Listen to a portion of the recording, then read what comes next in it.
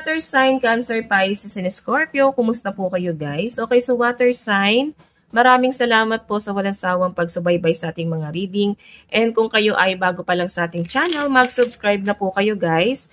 And i-click mo na rin yung ating notification bell para lagi po kayo guys updated sa ating mga bagong upload.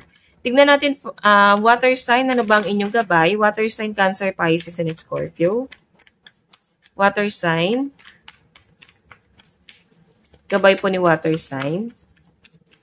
So guys, meron po tayong Page of Wands. Parang new beginning sa inyo guys, no? Nakikita ko sa inyo na parang meron kang bagong cycle na pinapasok. Okay, yung mga old cycle, gusto mo nang alisan yon. May bagong pananaw. Ayan, may papasok sa'yo na bagong pananaw at para bang nai-embody mo yon, no? Tignan natin. Meron tayong Ten of Swords. So, I think meron kang nilalayuan dito. Siguro mga dati mong ginagawa or action na parang kailangan meron kang baguhin, no? Matagal ka na stuck sa ganun. Parang ayaw mo nang magpalinlang, ayaw mo nang mapaikot ka. And I think water sign, ayaw mo nang masayang pa yung panahon at oras mo sa mga bagay na alam mong wala kang mapapala. Tignan natin, water sign. Meron tayong, ayan, ayaw mo nang ma-expose sa isang tao na masakit sa ulo. Wala ka namang napapala sa taong to, guys. Tignan mo ha, ikaw masakit yung ulo mo, tapos siya, parang masaya lang siya. Okay, hindi niya nakikita yung problema, guys. Yan, I think hindi pa totally matured itong taong kadil mo na to. Okay, hindi siya totally matured. So, guys, tignan natin kung ano pang ipapakita ng inyong energy. Sa ngayon guys, pag-isipan mo munang mabuti kung dapat mo na ba talaga siyang layuan. Pero kung sakit lang talaga sa ulo to water sign, layuan mo na. Okay? Pero nasa iyo pa rin yan guys. May free will ka pa rin para piliin kung sino talaga ang gusto mo. Tignan natin ano pang ipapakita ng inyong card. Ano po itong Page of Wands? Ano po ang Page of Wands? Actually, yung iba sa inyo guys, medyo nag-aalangan ka pa eh. Oo, kung tatalikuran mo na ba to. Natatakot ka pa rin sa paghakbang mo. Kumbaga, may mga doubt ka pa rin.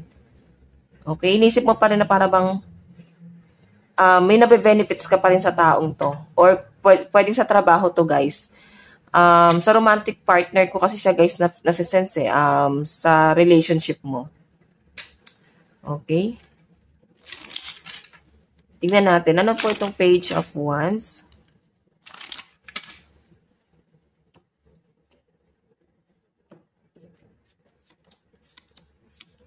Okay, so kung makikita mo, Seven of Diamond, Queen of Diamond, King of Diamond yung energy. So I think meron ako nakita rito na maaaring desisyon na gagawin mo to a flower. Nag-aalangan ka ngayon sa connection mo sa isang tao and nakikita ko guys yung connection nyo.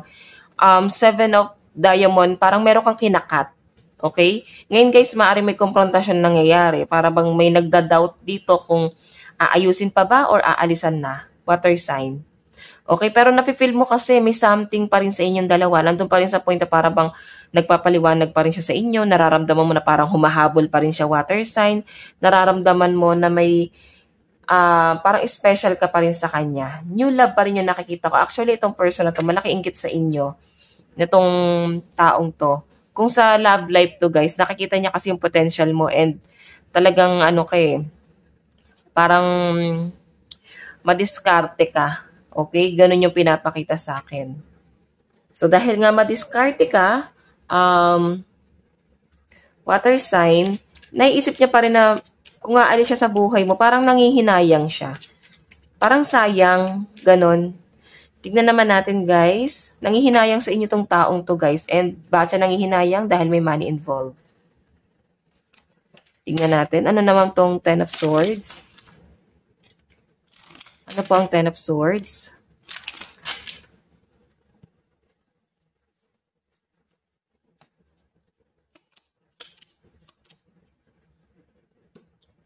Okay.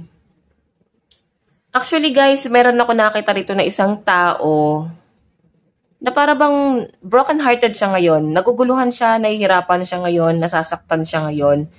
Nakita ko na gusto pa rin niya guys, maayos itong relationship nyo. Or pwedeng ikaw to guys, no? Ikaw kasi sa nakikita ko mataas ang ambisyon mo, water sign.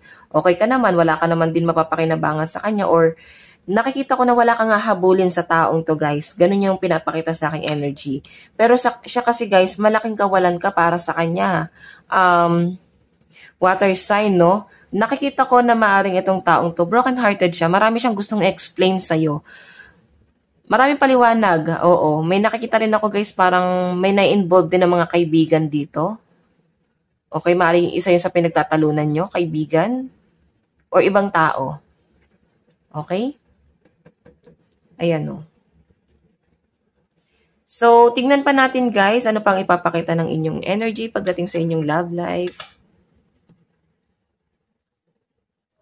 Okay. Sa love life naman po ni water sign,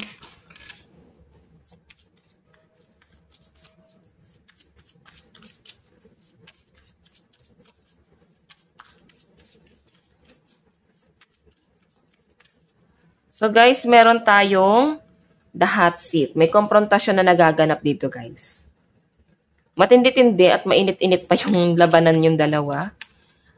Meron siyang gustong ipaliwanag guys. And first impression, Rose. Meron pa rin siya guys gustong i-offer. Gusto niya pa rin kunin yung loob mo rito. Water sign. Nangihinayang pa rin siya. Quality time. Parang gusto niya pa rin guys na bigyan mo siya ng time. Water sign na makapagpaliwanag. Or, I think may effort siyang ginagawa. The lovers kasi nandito. Okay? The beach. So, I think may third party na nangyayari. Or may ibang person na involved sa inyong dalawa. Kung bakit hindi kayo guys nagiging okay na tong person na to. Sa pinapakita sa akin guys, the lovers kasi, kaya niyo pa naman guys i-workout. Pero guys, maaaring ikaw na yung lumalayo dito. Oo. Kahit gusto mo nang lumayo, nagdadalawang isip ka pa rin. Maaaring pinanghihinayangan mo or pinag-iisipan mo pa rin na parang kahit pa paano may chance pa naman, ganto ganyan. Pero guys kasi, mas umiiral sa'yo yung pagiging logical mo. Okay? Okay yung relationship, yun nga lang guys, nakukulangan ka rito or may kulang akong energy na nakikita. Tingnan natin guys ang inyong love advice. Meron tayong worth waiting for. Diba? Nag-aantay pa rin tong person na to. Inaantay ka pa rin ng person mo. Sa pinapakita sa akin, guys. Parang gusto niya na bigyan mo siya ng chance na maipaliwanag at maipakita sa'yo lahat ng evidence na hinahanap mo. Okay? Meron tayong it is safe for you to love. I think meron ka din, guys, pinag-iingatan. Inaalagaan. And yun yung parang mas tinitignan mo dito. Okay, tingnan natin ano ba ang mensahe sa'yo ng person mo, water sign. Meron tayong, I wish I could take back my words.